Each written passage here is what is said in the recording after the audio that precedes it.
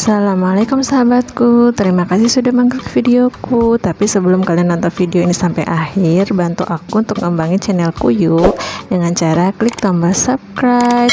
Aku ulang lagi ya, dengan cara klik tombol subscribe. Terima kasih yang sudah subscribe, semoga urusan kalian dipermudah Allah. Setelah kita mempelajari materi konsep kurikulum pada kondisi khusus, maka kita diharuskan mengerjakan kuis konsep kurikulum pada kondisi khusus. Nah, kuis ini akan terlewati skor pencapaian kuis minimal 70% ya. Nah, yuk kita mulai untuk mengisi kuis ini bersama-sama. Kita klik kuisnya. Nah, kuis konsep kurikulum pada kondisi khusus tahap 1, topik kedua. Kita klik start quiz. Nah, kemudian soalnya tujuan pembelajaran jarak jauh berikut ini merupakan landasan yang terkait dengan pemberlakuan kurikulum pada kondisi khusus. Nah, jadi ini tujuannya ya. Nah, apakah A. tercapainya seluruh target kurikulum selama 1 tahun, B. pemenuhan dukungan psikososial bagi guru, siswa, orang tua, C. segera berakhirnya pandemi untuk pembelajaran normal, D. meningkatkan penguasaan materi siswa selama masa pandemik. Jadi ini yang lebih tepat adalah pemenuhan dukungan psikososial bagi guru, siswa, dan orang tua, karena kan ini kata kunci yang terkait dengan pemberlakuan kurikulum ya, kurikulum pada kondisi khusus. Nah, kemudian kita klik next. Nah, berikutnya adalah prinsip pembelajaran jarak jauh berikut ini merupakan landasan yang terkait dengan pemberlakuan kurikulum pada kondisi khusus. Jadi, landasan yang terkait. Nah, berarti apakah A. siswa senang menjalani pembelajaran masa pandemi, B. siswa tetap belajar meskipun di tengah pandemi, C. menerapkan pembelajaran untuk kecakapan hidup, D. penerapan penguasaan cakupan materi yang lebih luas. Nah, ini kan merupakan landasan itu sesuai dengan tujuan esensial pendidikan ya. Ada 4, yaitu yang pertama siap hidup, yang kedua menalar, yang ketiga kemandirian, dan yang keempat ujian bermakna. Berarti adalah yang lebih tepat yang sesuai dengan tujuan esensial pendidikan, yaitu menerapkan pembelajaran untuk kecakapan hidup. Nah, kemudian kita klik next. Nah, soal berikutnya yang bukan termasuk pilihan pelaksanaan kurikulum pembelajaran dalam keputusan Mendikbud tentang pedoman pelaksanaan kurikulum pada satuan pendidikan dalam kondisi khusus adalah A. tetap mengacu pada kurikulum nasional, B. menggunakan kurikulum darurat, C. membebaskan sekolah dari segala bentuk kurikulum, D. melakukan penyederhanaan kurikulum secara mandiri. Yang bukan adalah yaitu membebaskan sekolah dari segala kurikulum. Nah, kita tetap mengacu pada kurikulum nasional boleh, menggunakan kurikulum darurat juga boleh, terus melakukan penyederhanaan kurikulum secara mandiri juga boleh, karena disesuaikan dengan kondisi sekolah masing-masing. Berarti yang bukan adalah membebaskan sekolah dari segala bentuk kurikulum. Kemudian kita klik next.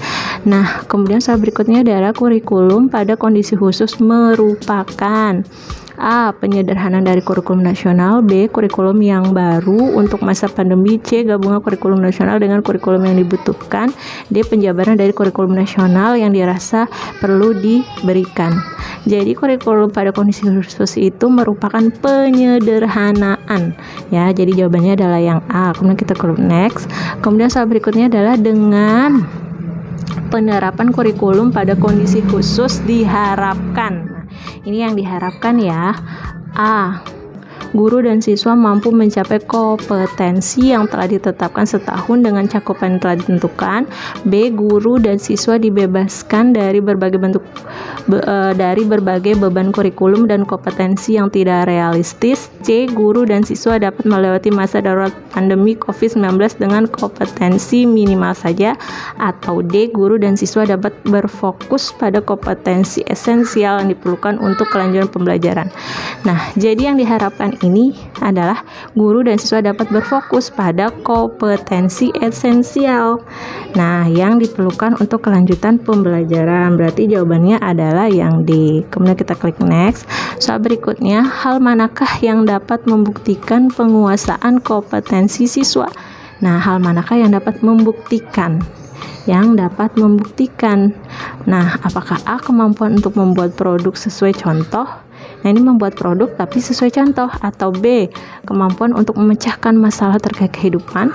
C, kemampuan berpikir kritis dengan menjawab soal analisis. D, kemampuan untuk mendapat nilai di atas KM.